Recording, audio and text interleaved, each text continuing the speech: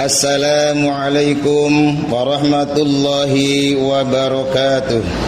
Innal hamdalillah nahmaduhu wa nasta'inuhu wa nastaghfiruh wa na'udzu billahi min shururi anfusina wa min sayyiati a'malina. May yahdihillahu fala mudhillalah wa may yudlil fala hadiyalah. Asyhadu an la ilaha illallah wahdahu la syarikalah wa asyhadu anna Muhammadan abduhu wa rasuluh. Allahumma salli ala Muhammad wa ala ali Muhammad. Amma ba'd. Alhamdulillah, segala puji bagi Allah. Salawat dan salam semoga senantiasa tercurahkan kepada baginda Rasulullah Muhammad sallallahu alaihi wasallam beserta keluarga, para sahabat dan segenap pengikutnya, dan juga kita sebagai umatnya. Semoga kelak mendapatkan syafaatnya. Kaum muslimin yang rahimakumullah, Allah telah menunjukkan betapa nikmatnya kepada umat manusia dan bangsa Arab khususnya pada saat itu, pada kaum muslimin pada umumnya, yakni dengan diturunkannya dinul Islam, agama Islam yang telah menuntun mereka menuju terang benderang. Agama Islam yang dibawa oleh Rasulullah SAW mengajarkan pentingnya persaudaraan, pentingnya persahabatan. Hal ini dibuktikan oleh Rasulullah ketika beliau mendamaikan antara kaum Muhajirin dan kaum Ansor.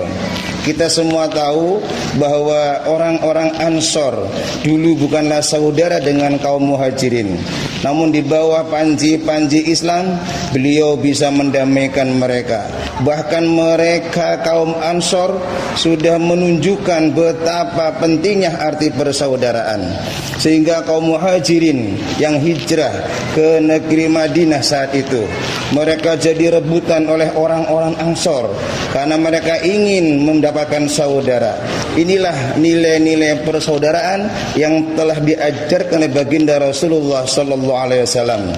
Sebagaimana Allah firmankan dalam Al-Quran surah Al-Hujurat ayat 10, A'udzu billahi minasyaitonir rajim. Innamal mu'minuna ikhwatun fa aslihu baina akhawaykum wattaqullaha la'allakum turhamun. Sesungguhnya orang-orang muslim itu adalah bersaudara, maka damaikanlah saudara-saudaramu di antara mereka, dan bertakwalah kamu pada Allah agar kamu mendapatkan kasih sayangnya. Kaum muslimin yang dimuliakan Allah Subhanahu wa taala, persaudaraan yang dimaksud di sini bukanlah persaudaraan sedarah, sanasab, tapi persaudaraan lebih luas lagi. Kenapa? Umat Islam semuanya adalah saudara. Abu Hurairah meriwayatkan sebagaimana Rasulullah sallallahu alaihi wasallam telah menceritakan bahwa nanti di arsy, sekeliling arsy akan disinari dengan orang-orang yang bercahaya, pakaiannya bercahaya dan mukanya pun bercahaya. Mereka bukanlah para malaikat, mereka bukanlah para nabi. Akhirnya para sahabat bertanya, siapakah mereka wahai Rasulullah? Begitu indahnya cahaya mereka mengelilingi arsy Allah. Maka Rasul pun menjawab, mereka adalah orang-orang yang senantiasa saling mengasihi karena Allah. Mereka orang-orang senang berkumpul karena Allah. Mereka orang-orang senantiasa mendamaikan saudaranya karena Allah. Inilah makna persaudaraan yang diajarkan oleh baginda Rasulullah sallallahu alaihi wasallam. Kaum muslimin yang dimuliakan Allah Subhanahu wa taala, dalam hadis juga Rasul menyebutkan, Bismillahirrahmanirrahim, al-muslimuna lil muslimin kal bunyanin marsusun yasuddu ba'duhu ba'dan wa yasuddu asabi'ahu. Bahwa sungguhnya orang-orang muslim itu laksana sebuah bangunan yang mana satu sama lain saling menguatkan. Rasulullah mengisahkan dengan jari-jarinya, dengan merapatkan jari-jarinya. Apa maksudnya dalam kandungan hadis tersebut, saudara sekalian? Ingat, ada 4 komponen dalam bangunan yang wajib kita ketahui sebagai simbol dari kekuatan. 1, adanya air. 2, adanya pasir atau tanah. 3, adanya batu dan dikuatkan dengan semen. Ini ada filosof bagi kita. Air sifatnya lemah, lunak. Inilah manusia yang punya sifat lunak, lemah, tapi kadang bisa membahayakan. Dan juga sifat lunak itu bisa menyelamatkan, laksana air yang bisa menguatkan dan punya kekuatan yang dahsyat. Tanah atau pasir, kita semua tahu bahwa manusia berasal dari tanah. Manusia akan kembali ke tanah, dan kita harus tahu bahwa kita semua adalah makhluk yang paling lemah. Yang ketiga adalah batu atau bata. Di sini punya arti bahwa bata atau batu adalah keras. Maka manusia ada punya watak keras seperti batu. Diingatkan nggak mau, diajak sini nggak mau, bersaudara nggak mau. Dia keras sekali. Juga ada julukan orang yang punya sifat keras kepala. Inilah batu yang keras. Namun yang keras pun bisa menjadi kuat. Nah, inilah unsur dari bangunan. Yang terakhir adalah semen, sebagai pengikat dari bangunan itu agar lebih kuat. Manusia yang salih, manusia yang baik, yang punya kekuatan, dia mau mengikat kepada saudaranya sehingga menjadi dalam satu wadah, yakni dinul Islam, Islam yang bersaudara. Inilah indahnya persaudaraan dalam Islam, laksana bangunan yang kuat. Kaum muslimin yang dimuliakan Allah Subhanahu wa taala. Kemudian dalam hadis lain beliau pun menjelaskan pentingnya untuk menjalin saudara dengan silaturahim.